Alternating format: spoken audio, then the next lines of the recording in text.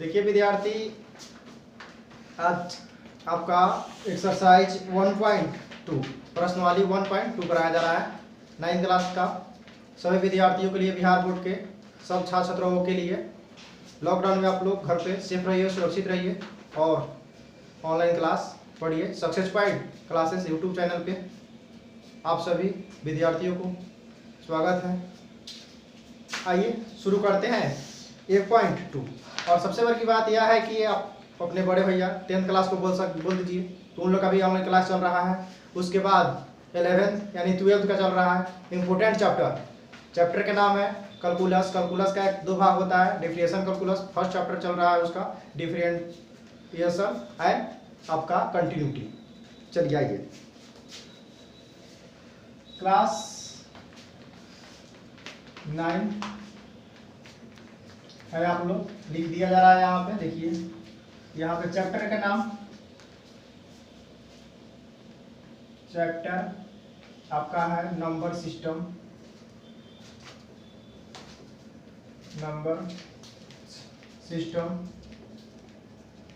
जिसको बोलते हैं संख्या पद्धति।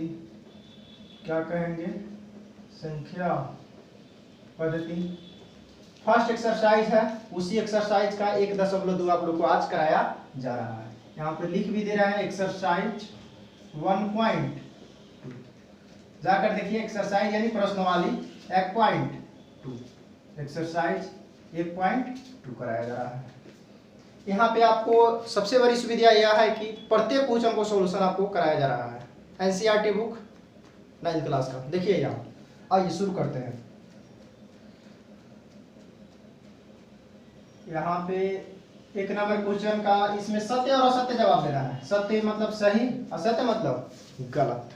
सबसे पहले ये भी बात बोले थे आपको, जाकर 10th क्लास का जो इंट्रोडक्शन रियल नंबर्स क्लास चला है उसको देखिए।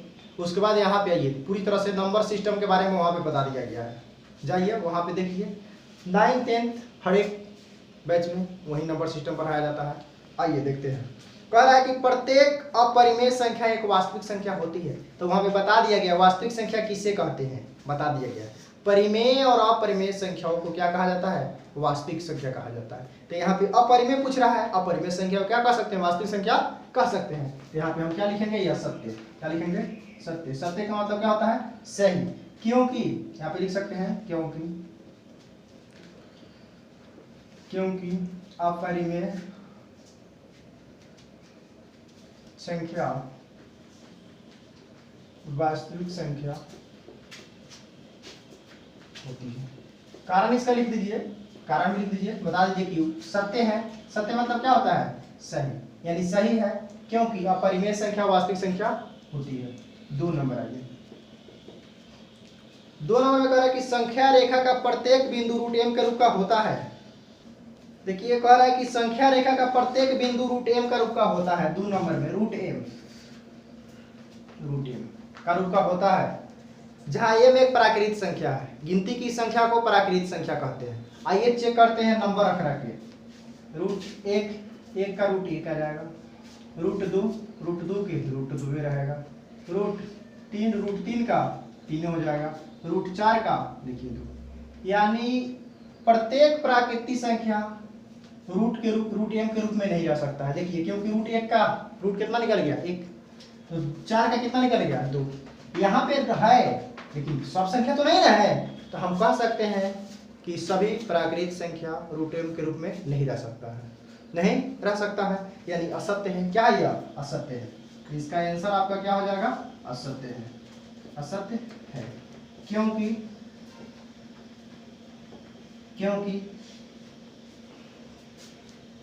सभी प्राकृतिक संख्याएं रूट m के रूप में नहीं रह सकती है। जैसे भी बताना है तो जैसे लिखिए, रूट 1 के दीजिए 1, फिर रूट 4 दे दीजिए कितना? 2, एंड सो ऑन आदि कर दीजिए। और भी हो सकता है एग्जांपल इस तरह, यानी हर एक संख्या रूट m के रूप में नहीं हो सकता है। नेक्स्ट आइए 3 नंबर। 1 का ही 3। इसमें कह रहा है कि प्रत्येक वास्तविक संख्या एक अपरिमेय संख्या होता है। अभिन बाबू आपको बताया गया है कि यह परिमेय संख्या वास्तविक संख्या होता है, अपरिमेय परिमेय वास्तविक संख्या होता है, लेकिन वास्तविक संख्या कहे अपरिमेय संख्या होती है नहीं, क्योंकि वास्तविक संख्या में परिमेय और अपरिमेय दोनों आता है। परिमेय और अपरिमेय क्या आता है? दोनों आता है। समझे? तो हम कह सकते हैं अभी क्या बोल रहा है? असत्य बोल रहा है। क्या बोल रहा है? असत्य बोल रहा है। असत्य है। क्या है? असत्य है,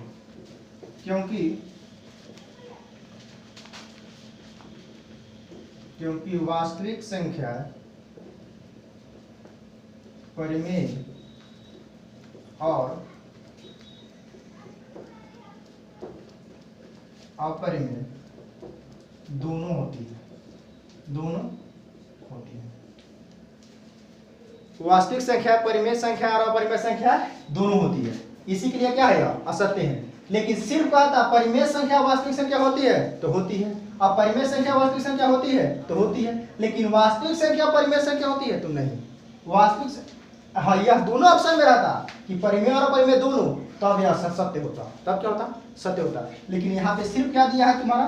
परिमेय दिया है। क्या दिया है? अपरिमेय। क्या दिया है? अपरिमेय। तो अपरिमेय रहेगा तो क्या होगा? असत्य। दोनों रहेगा, वास्तविक संख्या परिमेय और अपरिमेय दोनों होती है, सिर्फ अपरिमेय नहीं, सिर्फ अपरिमेय नहीं होती है। देखिए आइए 2 नंबर क्वेश्चन आपका विद्यार्थी बताया जा रहा है। यह आपका 1 में 3 ही था, सत्य असत्य जवाब देना था, यह हो गया आपका क्लियर। आइए 2 नंबर बताया जा रहा है। 2 नंबर में कह रहा है क्या सभी धनात्मक पूर्णांकों का वर्गमूल, सभी धनात्मक का मतलब पॉजिटिव वाला, प्लस वाला, क्या? प्लस वाला अपरिमेय होती है, और यदि नहीं होती है तो उसका एग्जांपल देके बताइए। आइए देखिए, तो इसका तो हम लिख सकते हैं नहीं, सभी अपरिमेय नहीं होता है, और कारण हम बताएंगे क्यों नहीं होता है। आइए इसका आंसर में हम क्या लिखेंगे? क्या सभी धनात्मक पूर्णांकों का वर्गमूल अपरिमेय होता है? तो लिखेंगे नहीं, सभी धनात्मक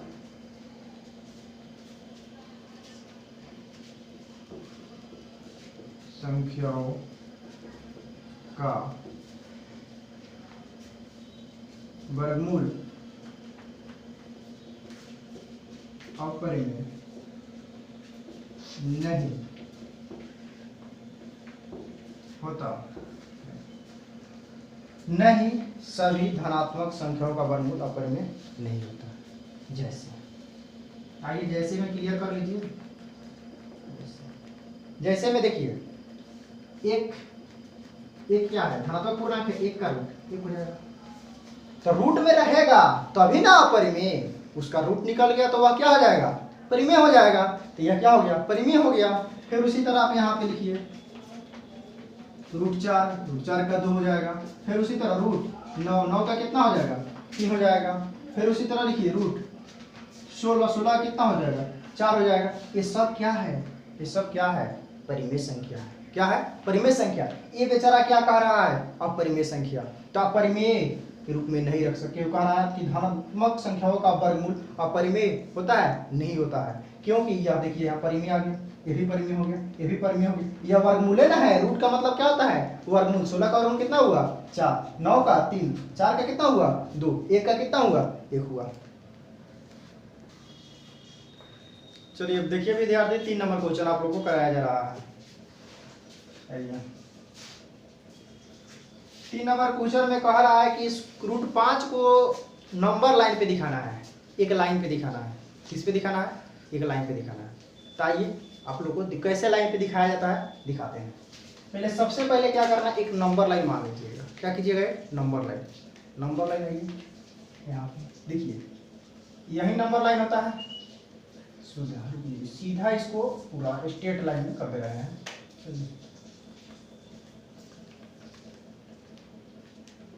यह आपका क्या है? नंबर लाइन है। क्या है? नंबर लाइन है। नंबर लाइन पे आपको पता है कि 0, -1, -2, -3, 1, 2, 3, 4 ये सब लाइन नंबर होता है। क्या होता है? देखिए यह 0, इधर 1 2 या 3 या 4। इधर आपका क्या हो जाएगा -1 -2 -3। तो इस नंबर लाइन का नाम लिख दीजिए M या N। यह एक क्या है नंबर लाइन है, यह क्या एक नंबर लाइन है। नंबर लाइन पे इससे अधिक भी नंबर हो सकता है, कम भी नंबर हो सकता है। इस दिखाने के लिए आपको पता है हमको रूट कितना को दिखाना है, रूट 5। किसको दिखाना है, रूट 5। तो आप रूट 5 को आप इस तरह ड्रॉ कर सकते हैं 1 + 2, यानी आप इसको इस तरह भी लिख सकते हैं 1 प्लस रूट 4 लिख सकते हैं। लिख सकते हैं कि नहीं लिख सकते हैं, लिख सकते हैं। आइए सबसे पहले आप क्या कीजिएगा, इस 0 है ना, तो यहाँ पे आप O मान लीजिए। क्या मान लीजिए, O। यहाँ पे क्या मान लीजिए, A मान लीजिए। यानी OA बराबर देखिए 0 है या 1 आया, तो इसका मतलब 0 से 1 चल के क्या है, यानी यह कितना है 1 यूनिट, यानी 1 इकाई। क्या है यह 1 इकाई मान लीजिए, क्या है 1 इकाई। तो यहाँ पे लिखेंगे माना कि एमएन एक संख्या रेखा है। एमएन क्या है, संख्या रेखा है। एमएन एक संख्या रेखा है। माना कि एमएन क्या है, संख्या रेखा है, तथा ओ से लेकर ए तक कितना 1 इकाई। ओ ए बराबर कितना 1 इकाई। अब इसका देखिए सेंटीमीटर मीटर में नहीं ना है, तो इकाई मान लिया जाता है। इसका यूनिट क्या मान लेते हैं, इकाई मान लेते हैं। अब इस पे या ए है ना, इस ए पे आप एक परपेंडिकुलर डालिए। क्या कीजिए, परपेंडिकुलर डालिए। इसका नाम दे दीजिए पी। क्या दे दीजिए, पी। यानी हम कह सकते हैं कि पी ए परपेंडिकुलर किस पे, एमएन पर। किस पे, एमएन पर खींचा। एमएन पर क्या की है, खींचे है। क्या की है, खींचे है। पीए लंब एमएन पर क्या कर दिए, खींचे।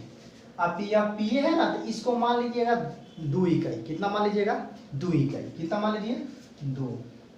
कितना यहाँ पे लिख दे रहे हैं, 2। कितना मान लीजिए, 2। जहां यहाँ पे लिख लीजिए, जहां पीए बराबर 2 इकाई। कितना, 2 इकाई। अब क्या कीजिएगा, इसको यहाँ से ड्रॉ यानी खींच दीजिएगा, यहाँ से इसको मिला दीजिएगा। ओ से ओपी को क्या किए, मिलाया। ओ से ओपी को क्या किए, मिलाए। अब देखिए आपको यह आपका परपेंडिकुलर है यानी 90 डिग्री है। तो आप पाइथागोरस थ्योरम के बारे में जाने होइएगा, नहीं जाने होइएगा तो आज यहाँ पे जान लीजिए। पाइथागोरस एक व्यक्ति गणितज्ञ क्या नाम है, उसने बताया था कि कर्ण का वर्ग, यह कर्ण होता है सबसे बड़ी भुजा, यह लंब होता है नीचे वाला आधार। कर्ण का वर्ग शेष 2 भुजाओं को वर्गों के योग के क्या होते हैं, बराबर होते हैं। क्या होते हैं, बराबर होते हैं। आइए अब क्या करते हैं, अब त्रिभुज पी ए ओ में पाइथागोरस परिमेय से, पाइथागोरस परिमेय से। पाइथागोरस परिमेय यह क्या है, कर्ण है। यानी पाइथागोरस परिमेय का क्या बताया था कि कर्ण का वर्ग बराबर होता है लंब का वर्ग प्लस आधार का वर्ग होता है। वर्ग क्या है तो स्क्वायर। अब कर्ण क्या है, ओपी है, ओपी का स्क्वायर। फिर लंब क्या है, पीए है, पीए का स्क्वायर। फिर आधार क्या है, ओए है, ओए का स्क्वायर। ओपी का स्क्वायर, पीए क्या माने हैं 2, 2 का स्क्वायर। ओए क्या माने हैं 1, 1 का स्क्वायर। ओपी 2 का स्क्वायर 4, 1 का स्क्वायर 1, 4 गुआ 1। आइए यहाँ पे 4 1 कितना हो जाएगा 5। ओपी का स्क्वायर बराबर 4 1 5। अब यह स्क्वायर में है, इधर आएगा तो रूट में चढ़ जाएगा, इसलिए हम कह सकते हैं ओपी बराबर क्या हो जाएगा, रूट अंडर 5। क्या आ गया, रूट अंडर 5 आ गया। देखिए रूट अंडर 5 को दिखाया था नंबर लाइन पे, आ गया रूट अंडर 5। अब इसको क्या करना है कि यहाँ से ड्रॉ कर दीजिए, या आपका रूट अंडर 5 आ जाएगा। ये भी निकालना है कि 5 का वर्गमूल निकालिएगा, 2 से कभी भी क्या जाएगा, अधिक ही जाएगा। तो इसका मतलब 2 और 3 के बीच में ही आएगा। तो यह 2 और 3 के बीच में कहाँ आएगा, यहाँ पे आएगा, यह रूट 5 कहाँ आएगा, रूट 5 यहाँ पे आएगा। देखिए यहाँ पे यानी रूट ओपी बराबर क्या हो जाए, ओपी बराबर कितना है 5। तो यह डॉट लाइन से क्या करिएगा, दिखा दीजिएगा, यानी यहाँ पे दिखाया क्या, रूट 5। अब इसका नाम देना है तो दिखा सकते हैं आप, यहाँ पे क्या कर सकते हैं, इसका लिख सकते हैं, लिख लीजिए ए डैश, क्या लिख दीजिए ए डैश, यानी पी आई ए डैश कितना है, रूट 5 कितना दिखा रहा है, रूट 5 दिखा रहा है। यह हो गया आपका नंबर लाइन पे। आइए नेक्स्ट क्वेश्चन, 4 नंबर क्वेश्चन आपको दिखाया जा रहा है। कितना नंबर क्वेश्चन, 4 नंबर क्वेश्चन में समझने वाला है। देखिए यहाँ पे इसका आकृति दे चुका है, क्या दे चुका है, आकृति। आइए इस आकृति को पहले उतार देते हैं, आपको समझ में आएगा पूरी तरह से। आकृति के अनुसार पहले देख लीजिए, यहाँ से इस आकृति पे ही निर्भर है, समझे करा क्वेश्चन। देखिए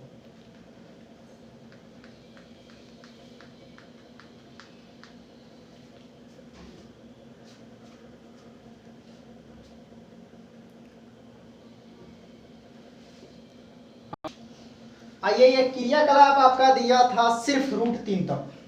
कितना तक दिया था, रूट 3 तक। आइए कैसे रूट 3 आया है, कैसे रूट 2 आया है, यहाँ भी पाइथागोरस का ही यूज हुआ है। देखिए यह एक त्रिभुज है ओ पी डैश P2 है ना त्रिभुज, यह इस पे परपेंडिकुलर है, परपेंडिकुलर यानी लंब। तो यह भी क्या है, 1 यूनिट है, क्या है 1 यूनिट, ये भी क्या है 1 यूनिट है। तो यह हमारा ओ P2 निकाला गया है, ओ और P2 निकाला गया। देखिए आप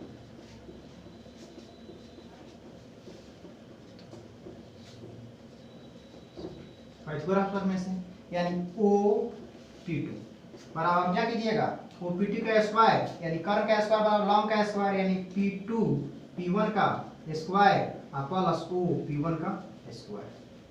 देखिए P2 अब P1 क्या है 1 है, तो 1 का स्क्वायर। इधर ओ P1 क्या है 1, तो 1 का स्क्वायर, 1 का स्क्वायर 1 है, 1 का स्क्वायर 1 है, यानी ओ P2।